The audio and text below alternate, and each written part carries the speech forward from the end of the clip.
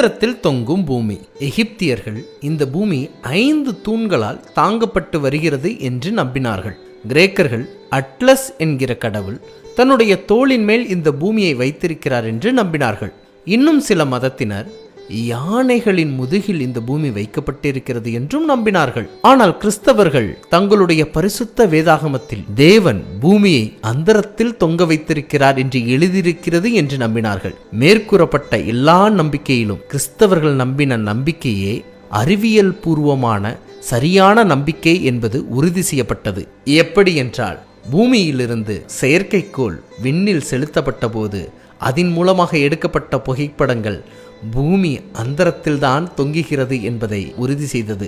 இப்படி விஞ்ஞானம் உறுதி செய்ததை 3000 ஆண்டுகளுக்கு முன்பாகவே எழுதப்பட்ட யோபு புத்தகத்தில் பரலோகத்தின் தேவன் அறிவியல் உண்மையை எழுதி வைத்திருப்பது ஆச்சரியம்தானே?